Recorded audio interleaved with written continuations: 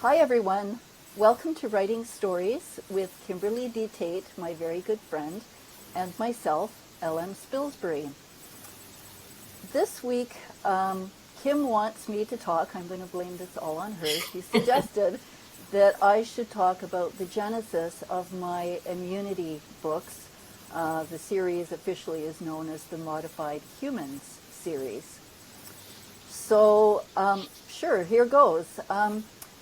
I first published the book as a single book called Survivor, and Survivor was 5 years in the writing. I was working full-time at the time, and so I would bring my laptop when I went to bed, and I would write from around 10 till 11:30 every night. And very often I didn't know from one sentence to the next what was going to happen, and that's quite literally the truth. So you didn't have an outline or anything? I know, and I had belonged to a writers group called the Ink Blots for many years, and the other people in the group were amazing storytellers and could come up with plots at the drop of a hat, and plotting was never a problem for them. And they used to joke that Louise couldn't plot her way out of a paper bag. Yeah.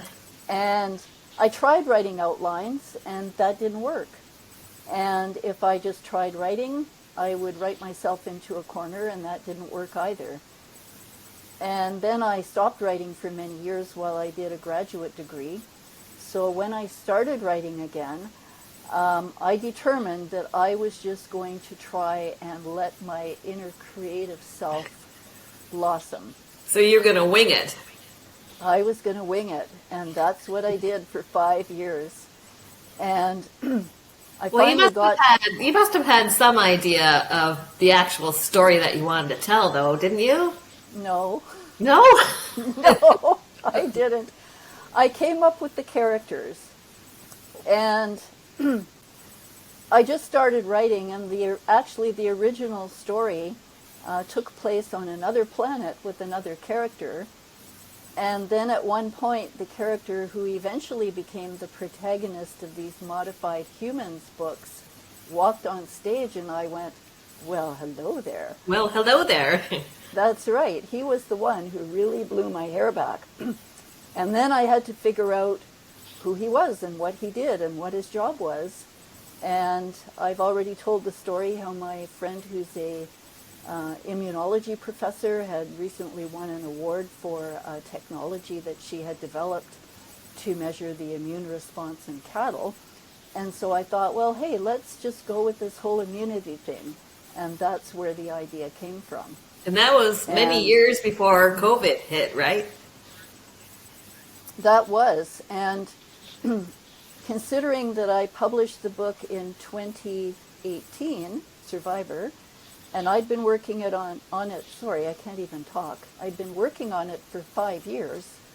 I started thinking about this in 2011 or 2012 before I actually figured out enough about the character and the situation to then start writing the story that became Survivor. So it was many years in the making. And I've actually heard many authors say that their first book took 10 years to write. Yeah. And in fact, I think probably my first book did, when you talk about it from its initial genesis to the publication. But no, I had no idea where I was going. It wasn't until I was about, 100,000 words in, and I thought, oh, I've got to start wrapping this up. Right. And I looked at what I'd written, found some dots, and did your thing of connecting the dots. And then was able to work towards an ending. Okay. But anyways, at that point, I was very happy to have finished the book, and I published it despite deep misgivings because I wasn't convinced it was really that good, but I thought I've got to do it just to say that I can write a book from beginning to end and publish it. Then I went searching for something that I needed to be able to shorten the time frame from 5 years to 6 months. Right. And I went to a local science fiction convention. Ad Astra is a science fiction convention that's been held in Toronto, Canada for decades, and it was only interrupted by COVID. I don't think they've yet had an in-person meeting, although I'm hoping perhaps this year they will. And while I was there, I met an author in Waterloo, which is fairly local to me in Guelph. And she was doing a presentation, and at the end of her presentation, she said that if there was anybody in the audience who was writing and needed help, that she would be happy to help them. And I thought, my God, what have I got to lose? I got a business card. And long story short, I took a writing workshop with her, and I was very privileged because there were only 2 of us attending, and she almost didn't conduct the workshop.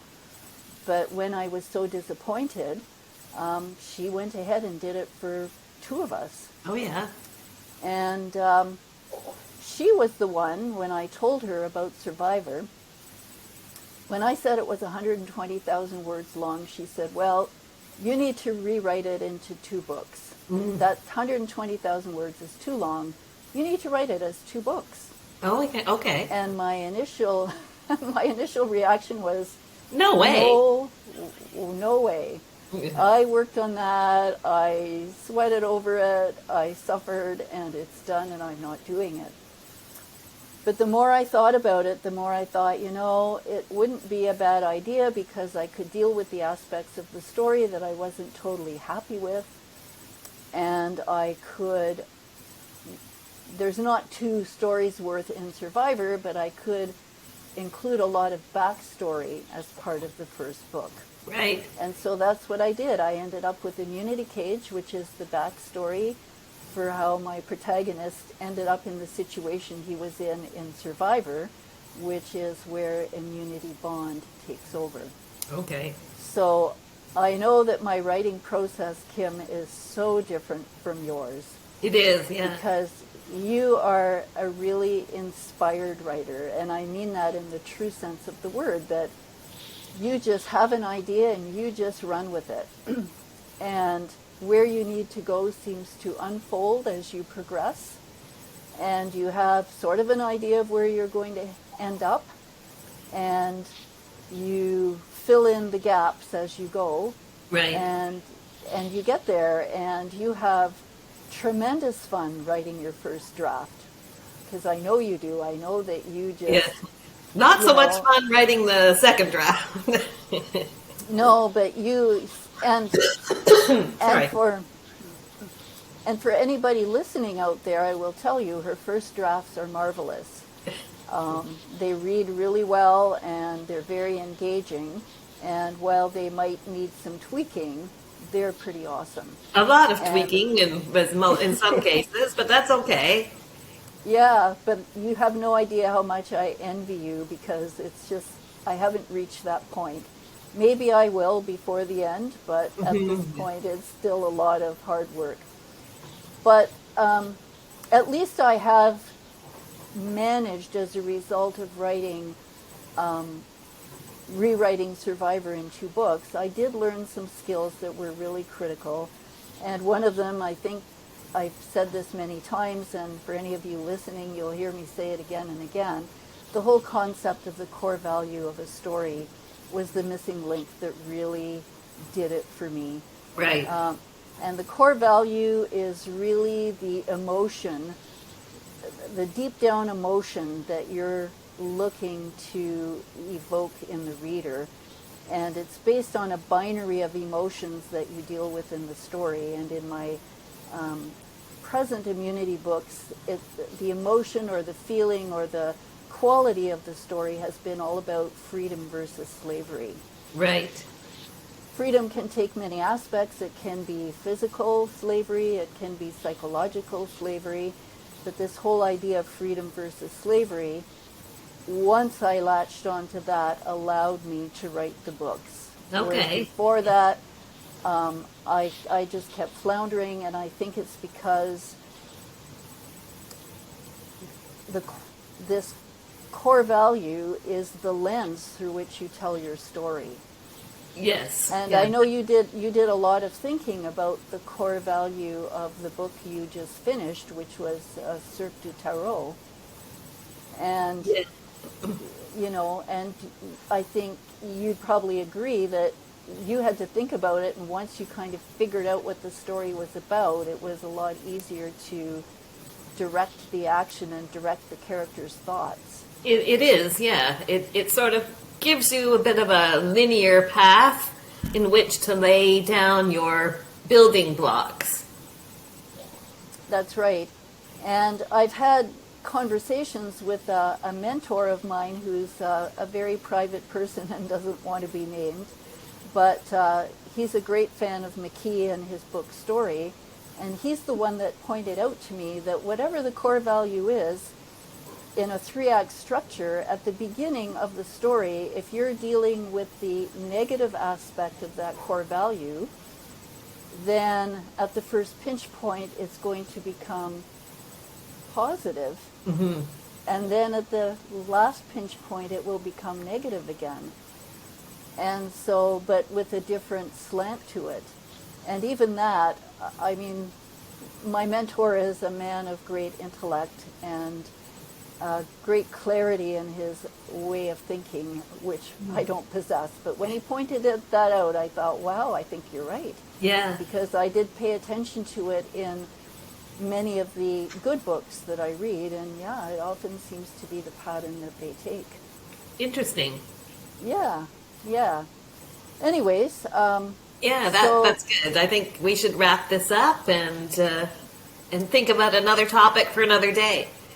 yes, before we do wrap it up, I do want to make a comment from our talk last week, and it was all about the experience of being an independent book publisher, a book author. And a friend of mine, a local author, Richard H. Stevens, made this comment in response to our chat. He said, if you're writing a lengthy series, for example, epic fantasy, unless you acquire a big publisher, I would opt for indie route so that you can keep the rights to your books and keep writing that series if the sales don't go as well as the publisher likes and they decide not to continue with you. So that was a really good point that I didn't bring up in our conversation last week, and thanks for that, Richard. We really appreciate your feedback. So on that note, we'll say goodbye for now and tune in again next time. Bye-bye. Bye now.